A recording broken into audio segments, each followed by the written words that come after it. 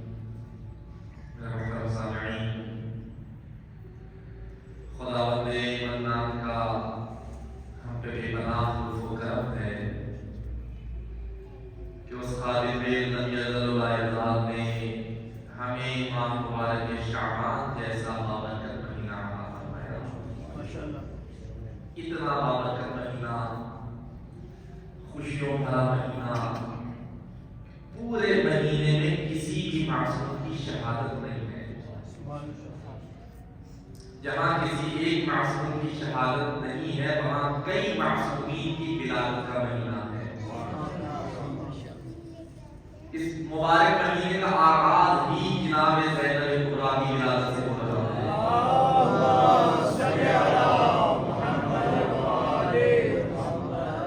کون زینب؟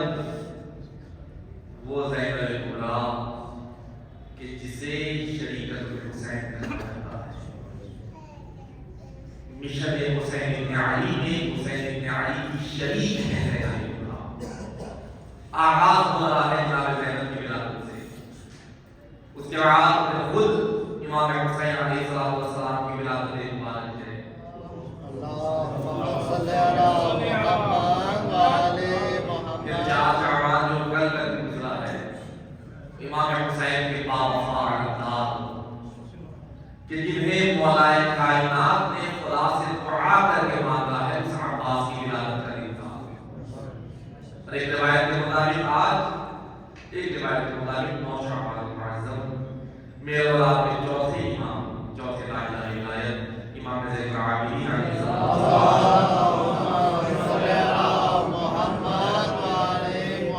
مولا کی ولادت ہے۔ پھر جناب علی اکبر کی ولادت ہے۔ پھر 15 شعبان جہاں شب برات ہے، وہیں 15 شعبان کا دن میرے اور آپ کے وقت کے امام کی ولادت کا دن ہے۔ یہ پورا مہینہ برکتوں بھرا مہینہ ہے، یہ پورا مہینہ خوشیوں کا مہینہ ہے۔ اس سے زیادہ خوشیوں والا مہینہ کوئی ہے نہیں کہ اس ایک مہینے میں اتنے معصوم دنیا میں تشریف لا رہے ہیں۔ خدا تعالی کا کرم ہے، خدا نے ہمیں ایسی دنیا عطا فرمائی جب اس دنیا میں تشریف لاتے ہیں، جہاں انسان خوش ہوتے ہیں وہاں ملائکہ بھی خوشی منانا شروع کر دیتے ہیں۔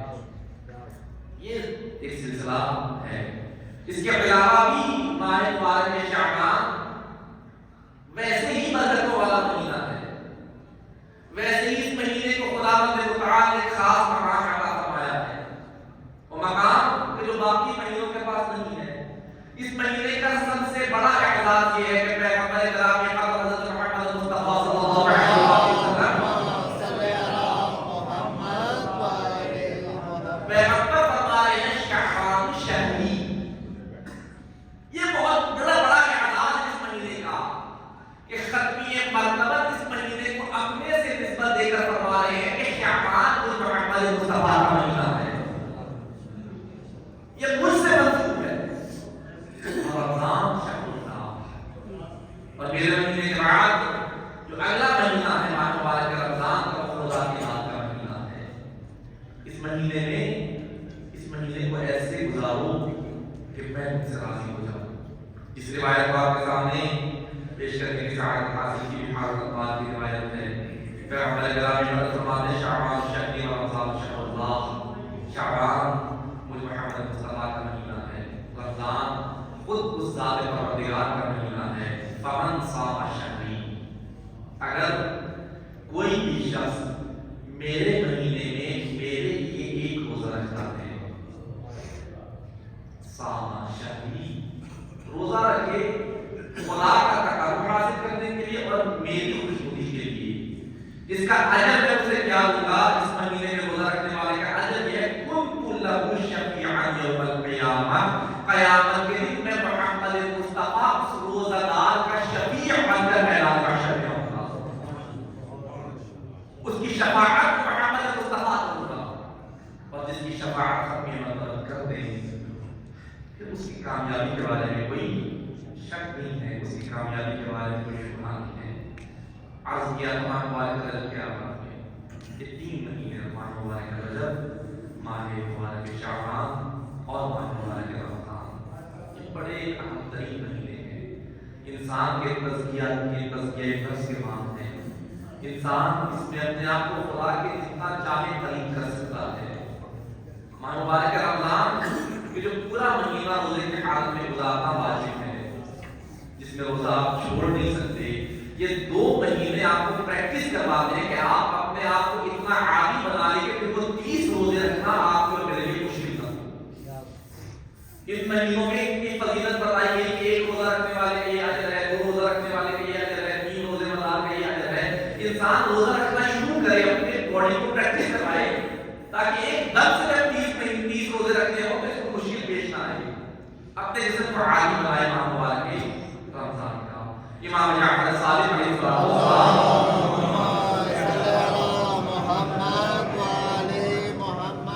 مولا فرماتے ہیں جب کبھی بھی ماہ مبارک شعبان کا چاند نمودار ہوتا، امام سجاد، امام زین العابدین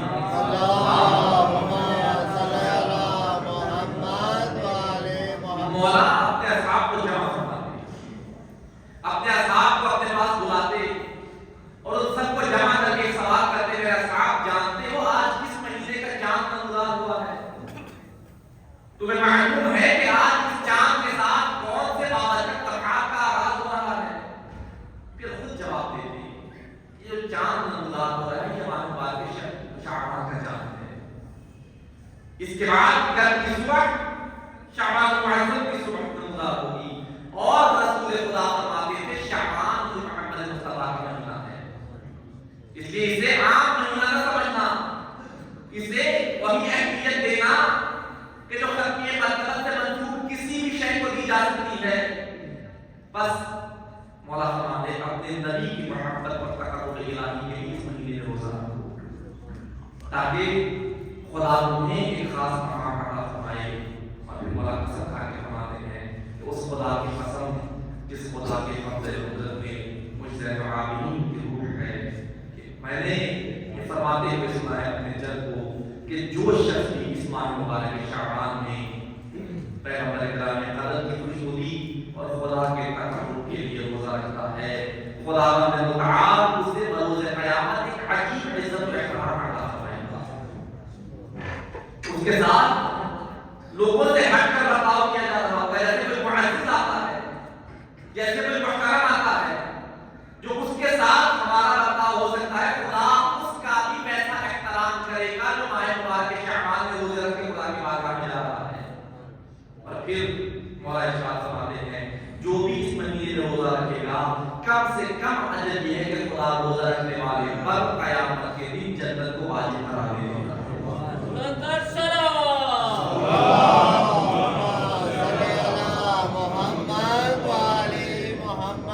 یہ ماہ مبارک پورا بھی روزہ رکھنے کا مہینہ ہے، اور آج کل غنیمت کے سمجھے موسم بھی ایسا ہے کہ روزہ رکھنا کوئی دشوار نہیں ہے، جوانوں کے لیے تو ویسے بھی دشوار نہیں ہونا چاہیے، یہ موسم تو ہمارے بزرگوں کے لیے بھی الحمدللہ بڑا سازگار موسم ہے۔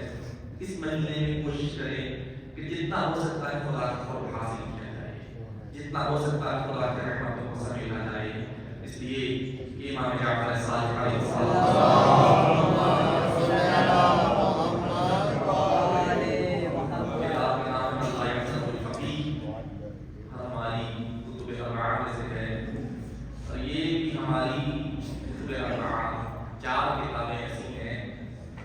جنہیں ہمارے اس فقہ جعفری کی سب سے بڑی کتابیں ہونے کے انداز حاصل ہے. پتہ ہونا چاہیے ہمیں کون سی کتابیں ہیں. ہمارے بچے کو پتہ ہونا چاہیے کہ وہ کون سی 4 کتابیں ہیں جن پر ہماری یہ ساری بیس کھڑی ہے. اگر نہیں پتا کہ ہماری کمزوری ہے. جیسے ہمارے برادران کے صحابہ ستہ ہیں 6 کتابیں، ہماری 4 کتابیں. ان میں سے ایک کتاب ہے اللہ یعزہ الحبیب. اس میں روایت ہے امام جعفر صادق سے مولا فرماتے ہیں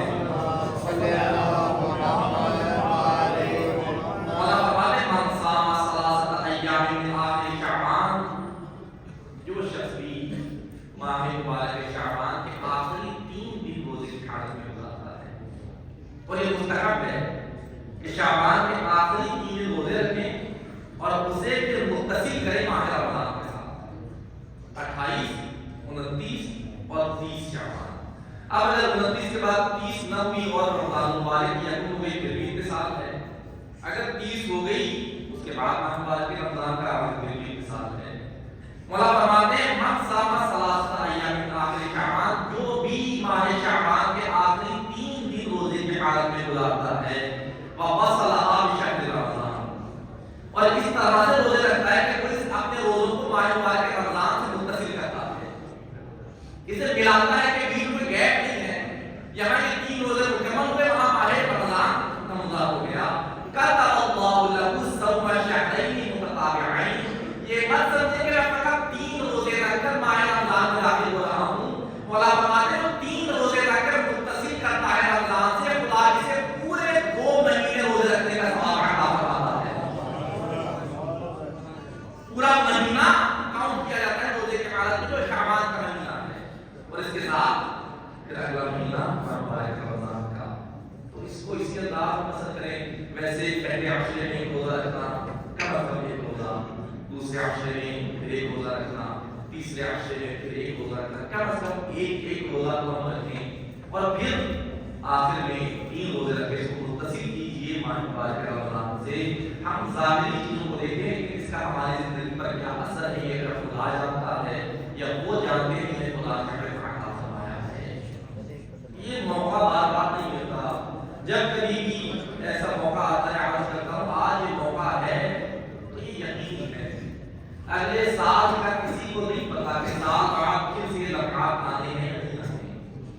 سال تو بہت دور کی بات ہے، ایک لمحے کا انسان کچھ نہیں کہہ سکتا. اگر یہ آج خدا نے لمحات عطا فرمائے ہیں، لمحات کو غنیمت جانیے اور ایسے ہی مدد کریں کہ شاید میری زندگی کی آخری لمحات ہوں. اگر خدا نے پھر عطا کیے تو خدا کا کرم ہے. اگر پھر سے یہ لمحات نصیب نہ ہوئے تو کم از کم یہ پچھتاوا نہ رہے کہ میری زندگی میں لمحات آئے اور میں نے اسے استفادہ نہیں کیا. تو بڑے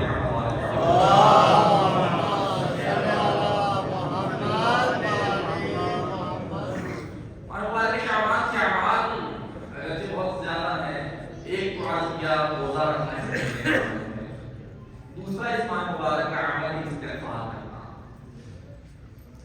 روزانہ ملتا 70 مرتبہ انسان استغفار کرے. ڈیلی روٹین بنائیں کہ اس پورے مہینے میں روزانہ میں 70 مرتبہ استغفر اللہ کی تسبیح کرنی ہے. اپنی زبان کو استغفار میں مصروف رکھنا ہے.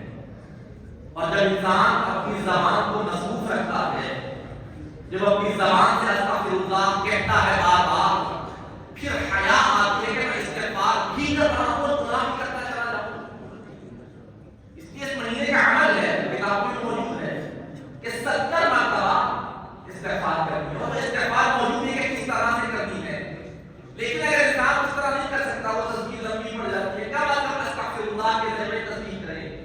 اور یہ جو انسان 70 مرتبہ استغفر اللہ کی تسبیح کرتا ہے، معصوم فرماتے تم ظاہراً 70 مرتبہ استغفار کرتے ہو، لیکن اس مہینے کی عظمت خدا کی بارگاہ میں کتنی ہے. جس 70 مرتبہ تم استغفار کرتے ہو، خدا اس 70 کو 70,000 استغفار میں تبدیل کر دیتا ہے. ماشاءاللہ. بلند الصلوات.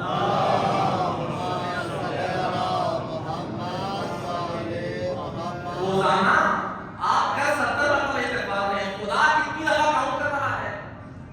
70,000 مرتبہ میرا یہ بندہ استغفار کر رہا ہے. یہ عظمت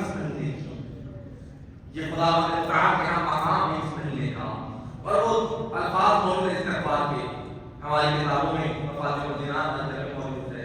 آج ہمارے لیے بہت آسان موبائل فون میں چیز موجود ہے. استغفر اللہ الذی لا الہ الا هو الرحمن الرحیم الحی القیوم واتوب الیہ. یہ استغفار ہے جو مرضی استغفار ہے. اس طرح سے آپ نے استغفار کرنا ہے 70 مرتبہ. اسے اپنے موبائل میں سیو کر لیں, لکھ کے اپنے پاس رکھ لیں, اور صبح شام کسی وقت بھی 70 مرتبہ کوشش کریں کہ اس استغفار کو ضرور کیا جائے. معصوم فرماتے جو انسان 70 مرتبہ دن میں استغفار کر لیتا ہے, اس مہینے کے ختم ہونے سے پہلے خدا اس کے نام اعمال سے تمام گناہوں کو مٹا دیتا ہے. یہ طریقہ بتایا جاتا ہے کہ میرے بندوں تم گناہگار ہو, خطا کار ہو, اگر اپنی خطاؤں کو بخشوانا چاہتے ہو اس سے بہتر لمحات. ایک اور عمل اس مہینے کا صدقہ دینا. اور جب بھی صدقے کی بات آتی ہے ایک کانسیپٹ یہ جاتا ہے کہ پیسے والا صدقہ دے اور جو بیچارہ غریب ہے وہ کیا صدقہ دے. صدقہ آدمی دے سکتا ہے اپنی کیپیسٹی کے مطابق. ضروری نہیں ہے صدقہ فقط وہی صدقہ ہو جو ہزاروں میں دیا جا رہا ہے. یہ ضروری نہیں کہ صدقہ وہی ہے جو لاکھوں میں دیا جا رہا ہے.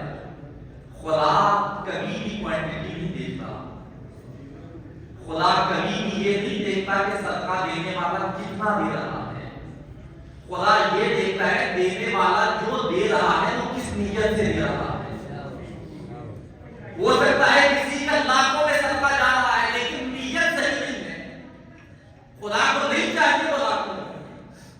ہاں کوئی کچھ روپے دے رہا ہے لیکن اتنی خالص نیت کے ساتھ دے رہا ہے کہ خدا کے سوا کوئی اس کے مقام نظر نہیں ہے. ہو سکتا ہے لاکھوں سے یہ چند روپے خدا کے ہاں بہت عزیز ہو. اور وہ قربانی کی وقت ایک آیت پڑھی جاتی ہے کہ خدا کے ہاں جو قربانیاں کرتے ہیں نہ ان کا گوشت خدا میں رہنا ہے, نہ ان کا خون خدا کی بارگاہ میں جانا ہے. خون کی زمین پر بیٹھ جانا ہے, گوشت کی تقسیم ہو جاتا ہے. یہ خدا کی بارگاہ میں نہیں جاتے. ہاں اگر خدا کی بارگاہ میں کچھ جاتا ہے تو وہ تقویٰ اور وہ نیت اس نیت سے کوئی قربانی کر رہے ہیں. خدا نیت کو دیکھتا ہے. صدقہ دیجیے, ہر کوئی صدقہ دے سکتے ہیں, جتنا دے سکتا ہے. کسی کی 10 روپے کی گنجائش ہے 10 روپے صدقہ دے, کسی کی 10,000 مجھے 10,000 دے, لیکن دے ضرور. اس لیے اس مہینے میں دیا جانے والا صدقہ بھی انسان پر اتنی خدا کی برکتوں کے نزول کا سبب بنتا ہے جو عام لمحات میں نہیں ہمیں نصیب ہو سکتا. امام جعفر صادق علیہ السلام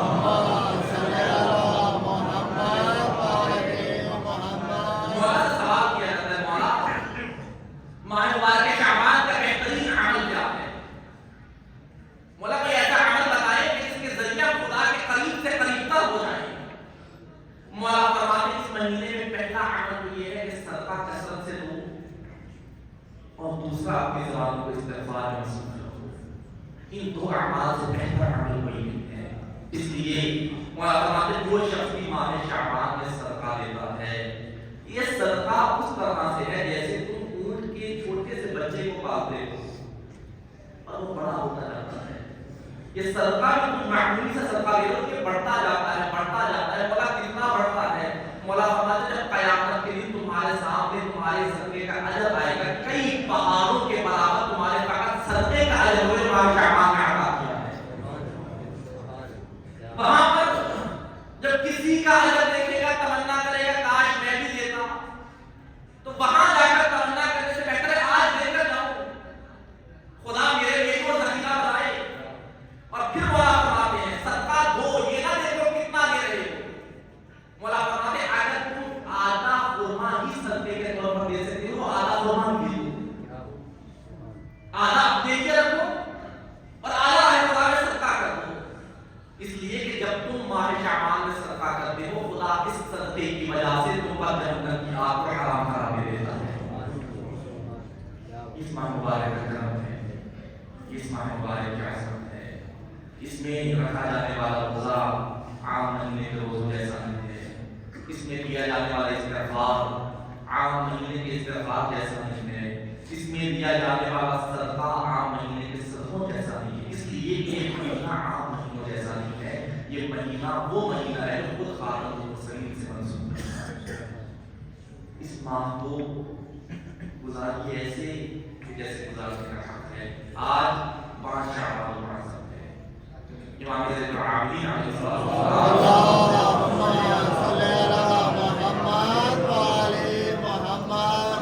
مولا کی سیرت پر گفتگو کی جائے. فقط آج ایک دن کی مناسبت سے کہ مولا کی سیرت کو, مولا کی زندگی کو اگر دیکھا جائے کہ زین العابدین کی جس کا لقب ہو اس کے بارے میں کیا گفتگو کریں. یہ وہ امام ہے جو عبادتوں کی زینت ہے, سید الساجدین ہے, سجدہ کرنے والوں کا سردار ہے میرا امام. اتنے سجدے کرتے ہیں میرے مولا. خدا کی امتحان لیتا ہے تو سجدے میں گر پڑتے ہیں, خدا کی نعمت عطا کرتا ہے تو سجدے میں گر پڑتے ہیں. اتنے سجدے کیے, اتنے سجدے کیے کہ لقب ہی سید الساجدین پڑ گیا. اتنی عبادت فرمائی میرے مولا نے کہ لقب ہی زین العابدین بن گیا کہ جتنے بھی عبادت کرنے والے ان سب کی اگر کوئی زینت ہے تو وہ سجدے سجاد ہے. سجدے سجاد کا کانسیپٹ ہمارے ذہنوں میں فوراً آتا ہے جیسے مولا کا نام لیا جاتا ہے کہ مولا نعوذ باللہ ایک کفیف سے امام ہے, مولا نعوذ باللہ ایک بیمار سے امام ہے. واقعہ کربلا کے دوران مصلحتاً امام کو عارض ہوئی یہ بیماری تاکہ امامت کا سلسلہ چلتا رہے. وہی تھا امام بطور امام پوری امت کو لیڈ کرنے کی طاقت رکھتے ہیں. امام سب کے لیے رول ماڈل ہے اور امام نے جا کے کربلا کے بعد جس انداز میں پیغام کربلا پہنچایا ہے, جس انداز میں امت کی تربیت فرمائی ہے, مولا کو آزادی نہیں تھی, اس کے باوجود مولا نے پیغام پہنچایا ہے. کس انداز میں پہنچایا ہے؟ دعائیہ کلمات کے انداز میں. بظاہر بہت دعا فرما رہے ہیں اور اس دعا کے ذریعے بھی امت کی تربیت کی جا رہی ہے. اس دعا کے ذریعے بھی پیغام خدا منتقل کیا جا رہا ہے اور ان دعاؤں کا مجموعہ آج ہمارے پاس موجود ہے. سبھی پیسے جاریہ کی شکل میں پڑھ کے دیکھیے ان دعاؤں کو, اپنے بچوں کو پڑھائیے. اس میں کون سا ادب ہے جو آپ کو دعاؤں میں نہیں ملتا؟ والدین کے حقوق ہیں, خدا کے حقوق ہیں, اپنے سے بڑوں کے حقوق ہیں, اپنے سے چھوٹوں کے حقوق ہیں, خدا سے گناہ بخشوانے کیسے اس کا طریقہ ہے, خدا سے کچھ مانگنا کیسے اس کا طریقہ ہے. انسان کی زندگی گزارنے کے لیے جس جس چیز کی ضرورت ہے مولا دعا کی شکل میں سب کو بیان فرما دیا ہے. لیکن ضرورت اس عمل کی ہے کہ جب آپ ایک دفعہ پڑھ کے دیکھیں صحیح پیسے جا دیا پڑھیے, اپنے بچوں کو بھی پڑھائیے کہ دیکھو جس امام کو ہم مانتے ہیں اس امام کا فرمان ہے. امام کو فقط امام کہہ دینا کافی نہیں ہے. بتائیے لوگوں کو کہ ہمارے امام کتنے باکمال ہیں, ہمارے امام کو خدا نے کتنا علم عطا فرمایا ہے. تو فقط دعاؤں کی شکل میں دعا بھی کر جائیں, دعا کا سلیقہ بھی سکھا جائیں اور زندگی سکھانے کا سلیقہ بھی سکھا جائے, زندگی گزارنے کا, اسے پاک کا امام کہا جاتا ہے. کس کے پاس ہے ایسا امام, کس کے پاس ہے ایسا رہبر کہ اتنے واقعات دیکھے ہیں, اتنے ظلم و ستم دیکھے ہیں, پھر بھی اپنا سر سجدہ الہی میں رکھ کے سجدے پیغام دیا جاتا ہے. اور عبادت کے پیغام میں دیکھیں, عبادت کے لیے تشریف لاتے ہیں. بات عرض کرتا ہوں ہماری عبادتیں کہاں اور ان کی عبادتیں کہاں. ہم آتے ہیں اس پریکٹس کے لیے کچھ سویرے, ہمیں نہیں معلوم ہم کسی بارگاہ میں کھڑے ہیں اور کیا کر رہے ہیں. ان سے سیکھیں جو زین العابدین ہیں. عبادت کے لیے تشریف لاتے خدا کی بارگاہ میں کھڑے ہوتے بدن پہ کبھی تاری ہو جاتی. جہاں تکبیر کہتے تھے نہیں کرم سر پڑ جاتا. پوچھا جاتا تھا مولا آخر ایسا کیا ہے, ہم بھی نماز پڑھتے ہیں, آپ بھی نماز پڑھتے ہیں, ہماری نماز کے وقت کوئی حالت تبدیل نہیں ہوتی, آپ یہاں نماز شروع کرتے ہیں آپ کی حالت تبدیل ہو جاتی ہے, آپ کے بدن میں کبھی تاری ہو جاتی ہے. مولا فرماتے تمہیں نہیں پتا کس کی بارگاہ میں جا رہے ہو, لیکن سید سجاد جانتا ہے کس رب کی بارگاہ میں سید سجاد کھڑا ہے. جب اس مقام کو دیکھتا ہے میں سوچتا ہوں اس رب کی بارگاہ کہاں اور سید سجاد کہاں. معرفت خدا اور معرفت کے ساتھ تشریف لائیے. خدا نے مقام کی عبادت کا لطف بھی آئے گا اور اس کی عبادت کے ثواب میں خدا کئی گنا اضافہ بھی فرمائے درود پڑھیں محمد